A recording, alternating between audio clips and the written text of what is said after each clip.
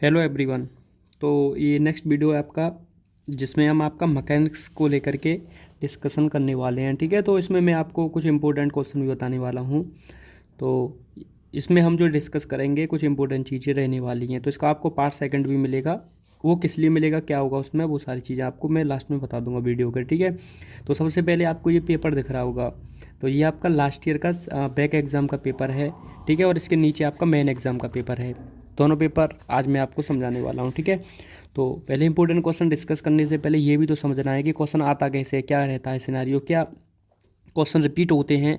सारे क्वेश्चन का जवाब आपको यहाँ पर मिलने वाला है। ठीक है, तो सबसे पहले यही क्वेश्चन मैं आंसर देना चाहूँगा कि क्या क्वेश्चन रिपीट होते हैं। हाँ भाई, क्वेश्चन रिपीट होते हैं आपके मैकेनिक्स में। मैकेनिक्स का आपका रियल एनालिसिस में हो गया, जैसे लीनियर अलजेब्रा में होता है, ऐसे मैकेनिक्स में पेपर रिपीट होते हैं आपके। ठीक है, question same as it is repeat हो जाता है आपका। तो अब देखो सिंपली, अब देखो सबसे अगर देखो कोई अगर इम्पोर्टेंट बता रहा है तो ऐसा तो नहीं कि मेरे पास पेपर है मैं जो आपको बता दूँ वही आ जाए, ऐसा तो नहीं होता है। बस क्या पैटर्न आ रहा है पेपर का, कौन से टॉपिक हाईलाइटेड हैं, इस बार के लिए क्या हाईलाइटेड, उस टाइप से एनालिसिस किया जाता है। ठीक है, और सबसे जो अच्छा है ना, कोई इंपॉर्टेंट कोई अगर मान लो सबसे जो अच्छा है वो आपका अनसोल्व। अगर आप अनसोल्व के क्वेश्चन, तो मैं आप बोलूँगा देखो मैकेनिक्स में अगर आप, क्योंकि जब मैं आपको यहाँ पर एनालिसिस करके बताऊँगा ना तो आपको पता चल जाएगा कि अगर आप अनसोल्व के देखो 2016, 17, 18, 19 और आपका 22-23 का पेपर हो गया, और 23-24 सेशन का पेपर हो गया। ठीक है, ये अब 23-24 के तो नहीं रिपीट होंगे, इसको तो आप छोड़ सकते हो। तो 1, 2, 3, 4, ये 4 साल के जो पेपर है ना आपके, 5 हो गए ना, हाँ 5 साल के जो पेपर है ना, बस इनको आप तैयार कर लो। अगर आप यहाँ से मैकेनिक्स के इन 5 क्वेश्चन को तैयार करके जाते हो तो आपका बहुत पेपर अच्छा जा सकता है। ठीक है, अब देखो सबसे पहले तो मैं ये बता दूं आपको, देखो 16, 17, 18, 19 में जो पेपर का पैटर्न रहता था वो रहता था कि 2 के ए उसमें क्वेश्चन है, उसके और में क्वेश्चन है, 2 का बी हो गया उसके उसमें क्वेश्चन है, उसके और में क्वेश्चन है, उस टाइप से रहता था। बट लेकिन अब जो पैटर्न हाल फिलहाल में चल रहा है पेपर का आपका मैकेनिक्स डायनेमिक्स का स्पेशली, इसमें क्या रहता है देखो ऐसे देता है वो, जैसे इसमें भी आप देखना, इसमें जैसे 2 का ए बी सी, इसमें कोई 2 क्वेश्चन आपको करने होते हैं, तो इसमें आपकी चॉइस है, इसमें से करने होते हैं। और पहले जो पेपर पैटर्न था उसमें ए का और देता था, उन दोनों में से कोई आप चूज कर सकते हो, यहाँ पर तीनों में से कोई एक चूज कर सकते हो। तो यहाँ पर थोड़ा सा देखो यहाँ फ़ायदा उसमें ज़्यादा था, क्योंकि 4 क्वेश्चन थे, क्वांटिटी जो क्वांटिटी की बात कर रहे हैं वहाँ ज़्यादा थी, यहाँ कम है, ये है थोड़ा सा। ठीक है, और कुछ पॉजिटिव भी होते हैं इसके, मान लो कि आप जो चाहो वो कर सकते हो। ठीक है, ये भी है। तो पेपर का पैटर्न समझ में आ गया किस टाइप का रहने वाला है। इस बार भी बहुत ज़्यादा चांसेस है कि यही रहेगा, क्योंकि बैक में भी मेन में भी यही रहा था। तो होप सो कि यही इसी टाइप का पैटर्न रहेगा। अगर चेंज भी होता है तो फिर आपका वही उस टाइप का हो सकता है, पर कम पॉसिबिलिटी है उसकी। ठीक है, तो कन्फर्म तो तभी होगा जब आपका एग्ज़ाम आपके हाथ में आ जाएगा, तो तभी पता चलेगा। ये है ठीक। तो ये देखो सिंपली इसमें जो मैं अब आपको बात करने वाला हूँ, इसमें जो हम बात करेंगे आपका ये है, मैं देखो इस वीडियो में आपकी यूनिट 5 को लेकर के बात करूँगा। ठीक है, सिर्फ ओनली यूनिट 5 को लेकर के।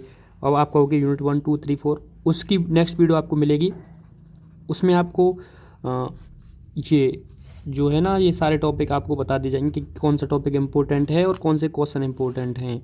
ये तो मैं पहले यूनिट 5 को बता देता हूँ, क्योंकि मैंने यूनिट 5 को आपको थोड़ा सा डिस्कस भी किया है ना, तो आपको थोड़ा सा और अच्छे से क्लियर हो जाएगा। क्योंकि देखो सबसे अगर मैं बात करूँ, जो सबसे ज़्यादा रिपीटेड क्वेश्चन अगर बोले जाए तो आपकी यूनिट 5 में होते हैं, बार बार जो मान लो।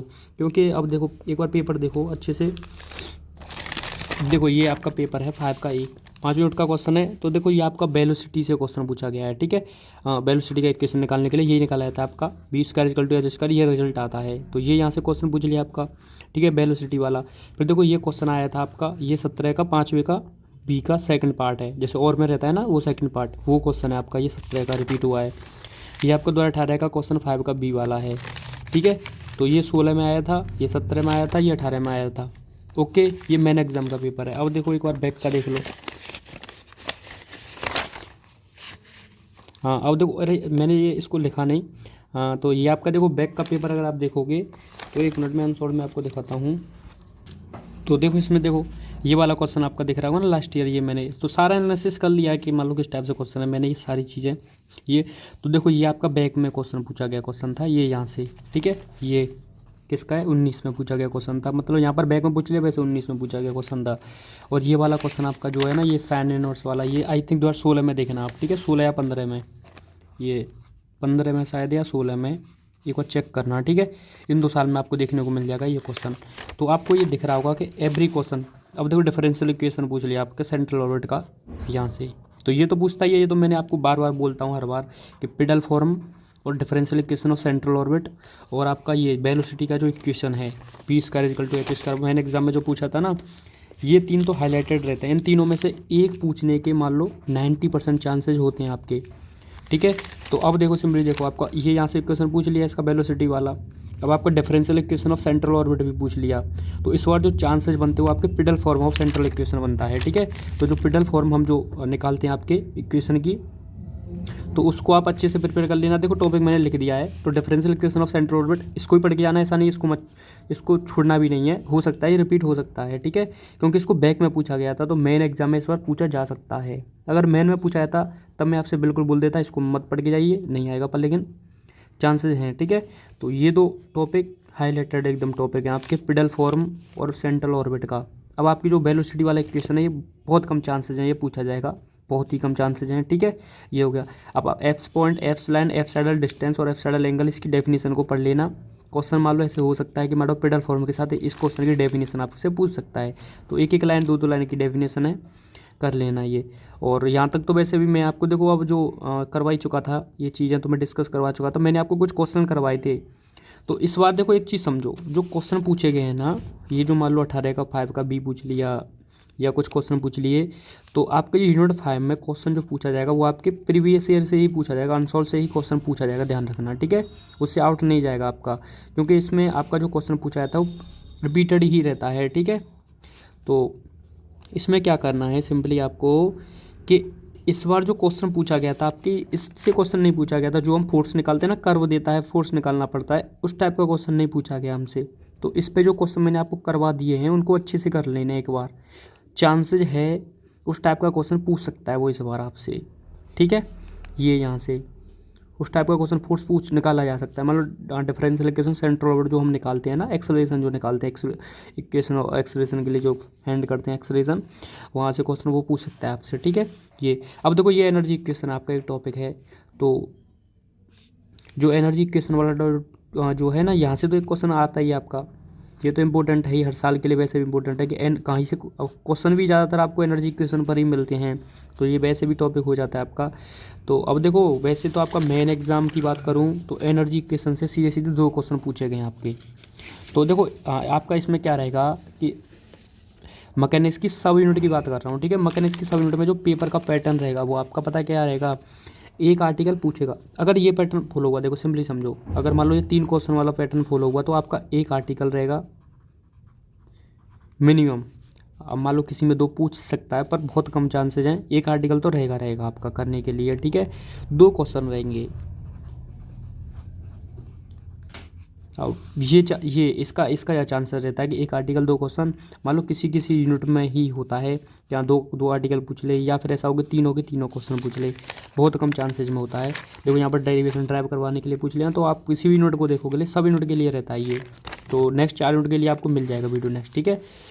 तो इसमें मैंने आपको ये बता दिया क्या पैटर्न है, ये फर्स्ट आर्टिकल सेकंड क्वेश्चन। अब बता देता हूँ क्वेश्चन, टॉपिक मैंने बोल चुका हूँ ये चीज़ें यहाँ पर, ठीक है। अब देखो एनर्जी इक्वेशन को अच्छे से पढ़ लेना आपका, वहाँ पर जो भी टॉपिक है आपके एनर्जी इक्वेशन को ड्राइव करने के लिए जो हम इक्वेशन करते हैं वो चीज़ें। अब देखो इसमें जो मोस्ट इंपॉर्टेंट टॉपिक में अगर मैं बोलना चाहूँ, इस बार जो चांसेस हैं बहुत ज़्यादा क्वेश्चन के बनने के, वो आपका देखो ये क्वेश्चन नंबर 6 है, 300 पेज नंबर 320 पे एक बार चेक करना, क्वेश्चन नंबर 6 है, ठीक है। अगर अनसॉल्व में हो तो मैं आपको दिखा भी दूँ, अगर पूछा तो गया होगा वो क्वेश्चन।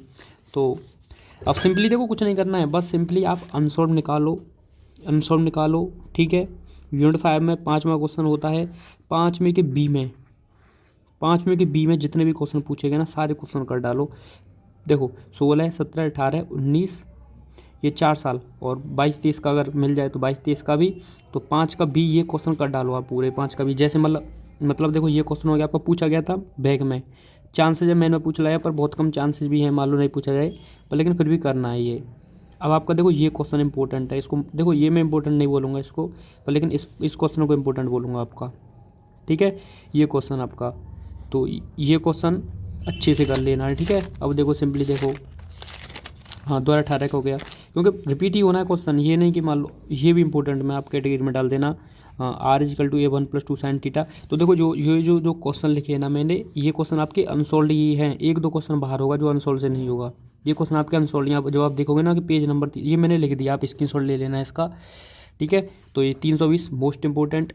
देखो ये जो 4 क्वेश्चन आपको दिख रहे हैं ना, ये 4, इन 4 में से एक तो दिखेगा आपको एग्ज़ाम में, यहाँ एक क्वेश्चन दिख जाएगा आपको एग्ज़ाम में, इन 4 में से 2, 4, 5, 6 एक क्वेश्चन दिख जाएगा, ठीक है।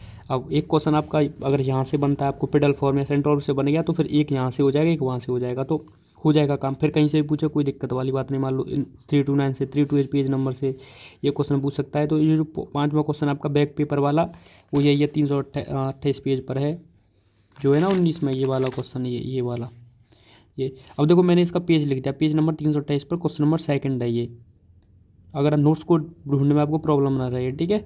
तो ये इसको कर लेना एक बार, ये इंपॉर्टेंट की कैटेगरी में रखना है इस क्वेश्चन को, ये इस क्वेश्चन को इंपॉर्टेंट कैटेगरी में रखना। ये आपका मेन एग्जाम में पूछा गया, तो चांसेस हैं कम ही रिपीट होगा आपका, ठीक है। ये अब देखो ये आपका वेलोसिटी में जो बता रहा था, वेलोसिटी इन फ्लाइंग डिस्टेंस वाला, ये सब अच्छे से कर लेना। वेलोसिटी के लिए बस 2 ही होता है, falling from infinity, falling from zero, ये 2 ही केसेस होते हैं, 2 केस को कर लेना है, इसके लिए डेरिवेशन होता है, ठीक है, वो जो इक्वेशन निकालते हैं। और आपका देखो 17 में क्वेश्चन पूछा गया था, तो देखो 17 में ये क्वेश्चन तो आपका यही बोल रहा था, क्वेश्चन नंबर जो 6 है ना आपका, ये क्वेश्चन नंबर 6 है, पेज नंबर 320 का, जो सबसे ज़्यादा इंपॉर्टेंट है इस बार के लिए आपके एग्जाम के लिए, ये वाला क्वेश्चन है। ये आपके मेन एग्जाम में पूछ लिया आपका, ठीक है। ये वाला क्वेश्चन आपको मेन एग्जाम में पूछ लिया है, ये आपको दिख रहा होगा,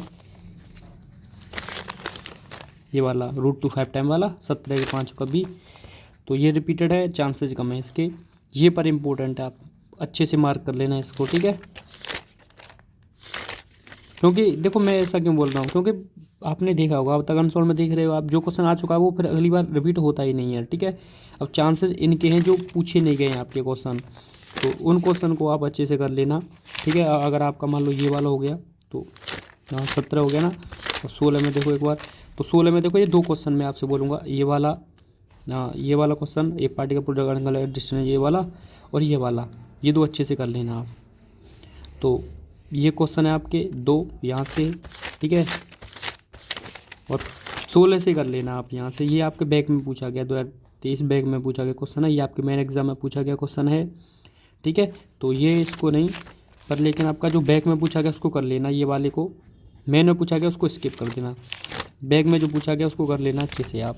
और यहाँ हो गया आपका, देखो ये 2 क्वेश्चन हो गए यहाँ पर, ठीक है, ये क्वेश्चन हो गया आपका, और यहाँ से देखो ये वाला क्वेश्चन हो गया, सिंपली आपको दिख रहा होगा यहाँ से, तो बस इनको करके जाओ आप। अब देखो कुछ एक्स्ट्रा है, आप देखो पॉसिबिलिटी, आपको पता प्रोबेबिलिटी होती है आने के या ना आने के, पर लेकिन जो है बार बार अनसोल्व से पूछा रहा है, तो पक्का ही फिर अनसोल्व से ही रहेगा, ठीक है। तो बस जो अनसोल्व में उनको करके जाओ, होप सो आपके 3 में से 2 पक्का ही बन जाएगा। और मैं तो बस यही है कि आपका ये पेडल फॉर्म नहीं पूछा गया ना, यही से आपका एक तो यहाँ से बच जाएगा, एक इन 4 में से बच जाएगा, बहुत चांसेज हैं। फिर उसके लिए भी फिर मान लो, ये मैं करने के लिए इसलिए बोल रहा हूँ क्योंकि होप सो मान लो नहीं बन पाए इन 4 में से, तो फिर यहाँ अनसोल्व से बन जाए, एक क्वेश्चन तो यहाँ से बन ही जाएगा, फिर एक यहाँ से बन जाए आपका, तो हो जाए फिर, ठीक है। ये है, तो ये यूनिट 4 आई होप सो आपको थोड़ा सा हेल्प मिली होगी, इसमें क्या क्या इंपॉर्टेंट है क्या है। तो सब यूनिट के लिए बात है, अनसोल्व सब के लिए है, इसी यूनिट के लिए स्पेशल, किसी भी यूनिट के लिए। और वीडियो आएगा आपको, उसमें टॉपिक और क्वेश्चन बता दिए जाएंगे, ठीक है, उस पर वीडियो आएगा। पर लेकिन थोड़ा सा जो सिनेरियो है वो पूरी यूनिट 5 को मैंने रेफरेंस दिया है, ये इसको मैंने थोड़ा सा आपको डिस्कस किया था इसलिए। तो वैसे सब के लिए है वो आपका, ठीक है, आप उसमें भी देख सकते हो, तो उसमें भी और अच्छे से आपको बता दिया जाएगा 4 यूनिट में। तो बस मिलते हैं आपसे नेक्स्ट वीडियो में।